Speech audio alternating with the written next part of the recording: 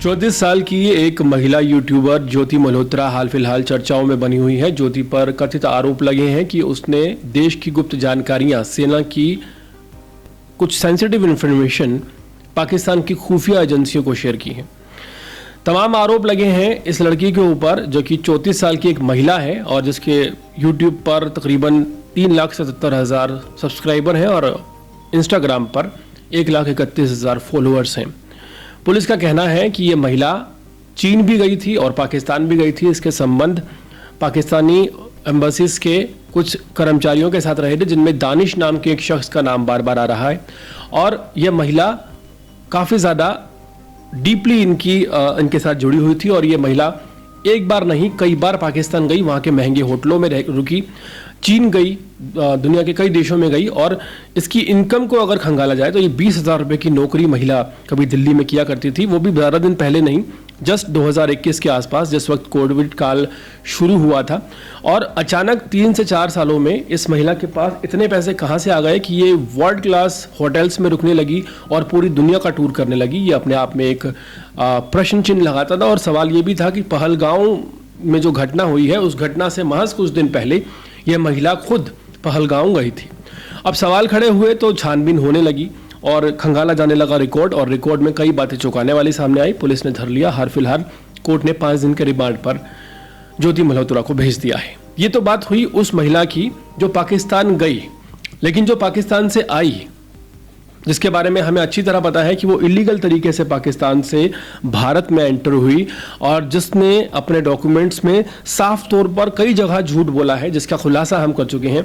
जो महिला अपना नाम छुपाने की कोशिश कर रही है, उस महिला पर आखिर कार्रवाई क्यों नहीं हो रही?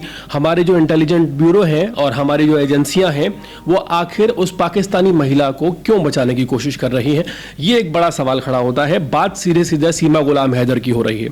सीमा गुलाम हैदर, जो कि नोएडा के रबूपुरा में रह रही है, वो पाकिस्तानी एजेंट है और वो उसके पाकिस्तान से 101% कनेक्शन है, इस बात में कोई दो राय नहीं है। लेकिन उस पर किसी भी तरह की कार्रवाई नहीं की जा रही है। ये काफी ज्यादा हैरान करने वाला है। जहां तक बात की जाए ज्योति मल्होत्रा की, तो ज्योति मल्होत्रा को रिमांड पर भेज दिया गया है।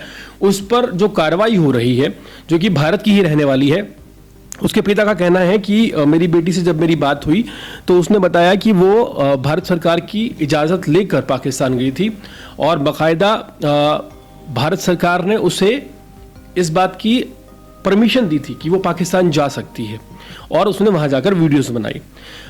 और जब भी वो किसी भी देश में गई, वो लीगल वीज़े पर गई। लेकिन हैरत की बात यह है कि एक महिला जिसके पास वीज़ा नहीं, जिसके पास अधिकार नहीं, जिसके पास अथॉरिटी नहीं, वो सीमा गुलाम हैदर हमारे देश में रह रही है, जिसका नाम संदिग्ध है। उसके पूरे परिवार में सभी का नाम एक मुस्लिम भाषी नाम है, सिर्फ सीमा का नाम एक हिंदी भाषी नाम है। सीमा इकलौती है जिसने अपने नाम के आगे सरनेम नहीं लगाया है। और कई बड़े खुलासे सीमा गुलाम हैदर को हो चुके हैं, लेकिन सरकार क्यों आंखें मूंद करके बैठी है, ये एक बड़ा सवाल है। सबसे बड़ा सवाल ये है कि सीमा गुलाम हैदर के जो दस्तावेज सामने आए थे, उन दस्तावेजों में से 4 लोगों का डेट ऑफ बर्थ 1 जनवरी को है और इस पर भी किसी तरह की कोई कार्रवाई नहीं की जा रही। आखिर सीमा गुलाम हैदर पर किसका हाथ है? कौन उसे बचाना चाह रहा है और क्यों बचाना चाह रहा है?